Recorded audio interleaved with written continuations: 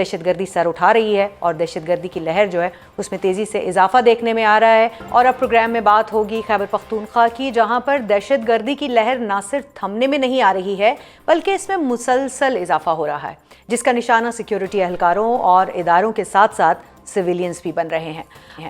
آج ہی کے تازہ ترین حملے میں پشاور کے ایف سی ہیڈ کوارٹر کو ٹارگٹ کیا گیا ہے، جس میں 3 دہشت گرد ہلاک ہوئے ہیں جبکہ 3 ایف سی اہلکاروں نے جام شہادت نوش کیا ہے. سی سی پی او پشاور کے مطابق 3 خودکش حملہ آوروں نے فیڈرل کانسٹیبلری کے ہیڈ کوارٹر پر حملہ کیا، جن میں سے ایک خودکش حملہ آور نے خود کو مرکزی گیٹ پر ہی دھماکے سے اڑایا، جبکہ 2 خودکش حملہ آور فیڈرل کانسٹیبلری ہیڈ کوارٹر کے اندر داخل ہوئے، جن کو ایف سی اہلکاروں نے فائرنگ کر کے ہلاک کر دیا. اس سے قبل گزشتہ ہفتے بنوں کی اگر بات کی جائے تو وہاں پر امن کمیٹی کے دفتر پر ایک دہشت گرد حملے کے نتیجے میں 7 افراد کی ہلاکت ہو چکی ہے، جبکہ پاکستان ترکیہ میں افغان طالبان کے ساتھ مذاکرات ناکام ہونے سے قبل اور بعد میں بھی افغانستان سے ہونے والی سرحد پار دہشت گردی کا ایشو سر اٹھا رہا ہے. مذاکرات میں ناکامی اور افغان طالبان کی ہٹ دھرمی کے علاوہ دیگر کن عوامل کا خیبر پختونخوا میں بڑھتی دہشت گردی کے پیچھے ہاتھ ہے؟ اس حوالے سے گفتگو کرنے کے لیے ہمارے ساتھ موجود ہیں سینئر دفاعی تجزیہ کار میجر جنرل ریٹائرڈ زاہد محمود صاحب. السلام علیکم زاہد صاحب. جی وعلیکم السلام. تھینک یو جنرل صاحب، سب سے پہلے تو یہ بتائیے گا کہ آج Peshawar F C headquarter پر ہونے والے دہشت گرد حملے کو آپ کس طرح سے دیکھ رہے ہیں اور یہ حملہ ہمیں کیا بتا رہا ہے، کس طرف نشاندہی کر رہا ہے؟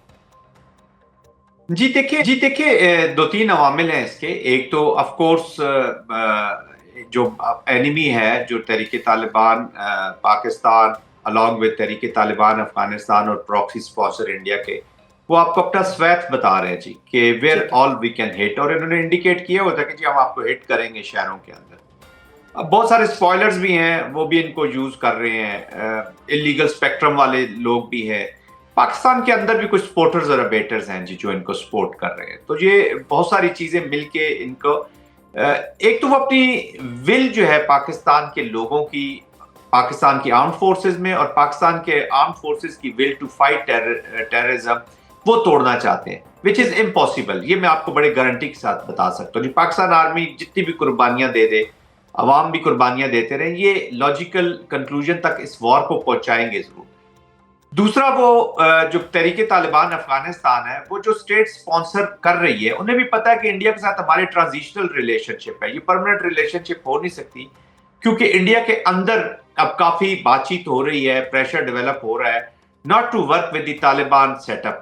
یہ آپ کو یاد ہوگا 2021 میں جب یہ، اور 2020 دوحہ میں جب یہ چیزیں چل رہی تھیں اور دوحہ ایکارڈ بھی جب ہو رہا تھا، تو یہ اگینسٹ تھے جی طالبان رجیم کے، اور یہ سیکیورٹی کونسل میں اس معاملے کو لے کر جانا چاہتے تھے کہ وہاں پر اس رجیم کو ایکسیپٹ نہ کیا جائے. بٹ آفٹر 3-4 months انہوں نے دیکھا کہ ڈیفیکٹو رولرز تو یہ بن گئے ہیں، تو ان کا استعمال کیا جائے، اور کنونشنل فیلئر کے بعد وہ ان کو استعمال کر رہے ہیں. تو اس ٹرانزیشنل ریلیشن شپ سے انڈیا بھی فائدہ اٹھانا چاہتا ہے، میکسیمم پاکستان کو ویک کرنا چاہتا ہے، اور طالبان بھی فائدہ اٹھانا چاہتے ہیں کہ جتنا پیسہ اس سے وار ریلیٹڈ اکانومی کی ایڈوانٹیج لے سکے. اور تیسری چیز یہ ہے کہ آلریڈی ایک عوامل یہاں پر ایسے ڈیپریویشنز کے، یا جو آپ کہہ لیں جو بریڈنگ گراؤنڈز بن سکتی ہیں، ان کو بھی پاکستان نے 2014 میں نیشنل ایکشن پلان کے بعد پھر جب مرجر بھی ہو تو ان کو ایڈریس نہیں کیا. تو کہنے کا مقصد یہ ہے کہ جب تک آپ whole of a nation approach, ایک پرابلم آتی ہے ہم اس کو لڑتے ہیں، پھر لڑیں گے، پھر کلیئرنس ہو جائے گی، لیکن جو گورننس اکانومی کی بات آپ کر رہے ہیں جنرل صاحب، ابھی ہم 2 روز سے ہم دیکھ رہے ہیں کہ یہاں پر جو ہے وہ سی ایم کے پی کے جو ہیں وہ خاص سے متحرک دکھائی دیتے ہیں. ان کے سامنے ہم نے یہ سوال رکھا تھا کہ جب اکانومی کی بات کی جا رہی ہے تو وہاں پر ہم دیکھتے ہیں کے پی کے اندر منشیات جو ہے وہ کھلے عام فروخت ہو رہی ہیں، ایک گردہ بازار کے نام سے ایک پورا بازار لگتا ہے، اور کوئی بھی جو ضلعی سطح پر، وہاں پر حکومتی سطح کے اوپر اس کو روکنے کے لیے کوئی اقدامات نہیں کیے جاتے، تو اس کے اوپر وہ جواب گول کر گئے. تو آپ کو کیا لگتا ہے کہ یہ اس طرح کی ایکٹیویٹیز وہاں اگر چلتی رہیں گی تو یہ منشیات فروش، یہ دہشت گرد وہاں پنپتے رہیں گے تو امن کیسے ہوگا؟ جی بالکل، یہ بھی this is one of the major reason جی، جو انلیگل اسپیکٹرم کی اکانومی ہے، اس کے ساتھ افغانستان سے بھی لوگ جڑے ہوئے ہیں، پاکستان سے بھی لوگ جڑے ہوئے ہیں، انٹرنیشنل مافیاز بھی جڑے ہوئے ہیں، وہ اپنا انٹرسٹ اسی سے سرو کرتے ہیں. And unfortunately they have little ingress in the politics also. Political ingress بھی ہے جس کے اوپر وہ پریشرز بناتے ہیں، فیک پریشرز بھی بنائے جاتے ہیں. کبھی سوشل موومنٹ شروع ہو جاتی ہیں جن کو سوشل ڈسرپٹیو موومنٹ میں کنورٹ ہو جاتی ہے، تو اس کا بھی پورا فائدہ اٹھایا جاتا ہے. وہی میں کہہ رہا ہوں نا کہ جو مس مینجمنٹ آف بارڈرز ہو رہی تھی وہ سوٹ کرتی تھی کچھ پارٹیز کو، اور افغانستان کو تو بہت سوٹ کرتی ہے. تحریک طالبان افغانستان کی اور کیا اکنامکس ہے مجھے بتائیں نا.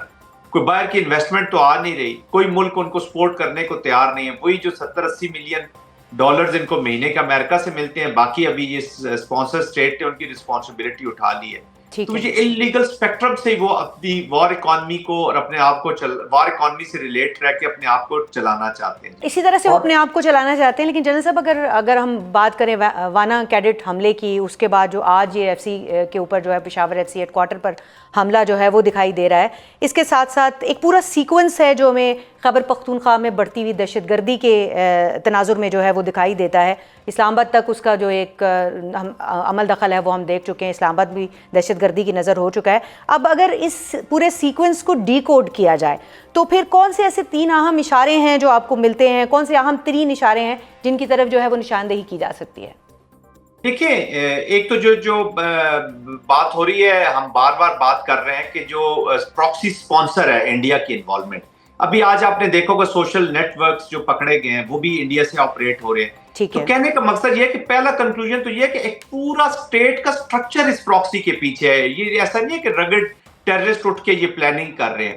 اور دوسرا، نان اسٹیٹ ایکٹرز کا جو سیٹ اپ ہے ان کابل، وہ اس پراکسی وار کے اندر اور اس کے اندر ایک مہارت تو ضرور حاصل کر چکا، اور ان کو اب ایڈوانٹیج ہو گئی ہے. یہ جو ویپن $7 بلین کے ویپنز وہاں پہ پڑے ہوئے ہیں، ایڈوانس لاجسٹکس پڑی ہوئی ہیں، ملٹری لاجسٹکس پڑی ہوئی ہیں، اس کا بھی وہ پورا فائدہ اٹھا رہے ہیں.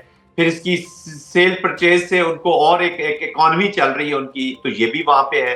اور تیسرا سب سے بڑا یہ ہے کہ whole of a nation approach نہیں ہے ابھی تک، to be very honest, in true literal spirit اپنائی جا رہی. جی یہ دیکھیں، اگر ہم اس کو ریسٹرکٹ کریں گے کہ جی خیبر پختونخوا کا مسئلہ ہے، یا خیبر پختونخوا کے لوگ کہیں گے یہ صرف ہمارے لیے اوپر ہی یہ آپریشن ہو رہا ہے، یا اس کو ریسٹرکٹ کریں گے صوبوں میں یا لسانی بنیادوں پر، تو دس از ایکسٹریملی ڈینجرس. یہ پاکستان کی جنگ ہے، یہ پاکستان کے خلاف ہے. وہ چاہے کوہاٹ میں کوئی شہادت ہو، بنو میں ہو، کراچی میں ہو، لاہور میں ہو، سائیوال میں ہو، یہ ہماری مشترکہ جنگ ہے. تو یہ جو ڈویژن ہے that is also very dangerous. ان ساری چیزوں کو ایڈریس کرنا ہوگا جی. تو یہ وہ مین چیزیں ہیں جن کو ایڈریس کیے بغیر آپ وی کانٹ موو فارورڈ. جی ملٹری جو آپشنز ہوتی ہیں نا نیئر، وہ 30-40% آف رسپانس ہوتی ہیں. Rest it is the politics and diplomacy جس نے آگے لے کر چلنا. پالیٹکس اور ڈپلومیسی ہی ایسے طریقے ہیں جن کے ذریعے جو ہے وہ صورتحال کو کنٹرول کیا جا سکتا ہے. بہت شکریہ جنرل صاحب، ہمارے ساتھ آپ موجود رہے. جنرل صاحب کی جانب سے جو بات کہی گئی، ہم اکثر یہ بات کہتے ہیں کہ صوبوں یا لسانی سطح کے اوپر نہیں، لسانی طور پر نہیں، بلکہ قومی سطح پر جو ہے یہ مشترکہ حکمت عملی کے تحت دہشت گردی کے خلاف جنگ جو ہے اس کو جیتا جا سکتا ہے، اور اسی حکمت عملی کو ہمیں ایز اے نیشن جو ہے وہ اپنانے کی ضرورت ہے.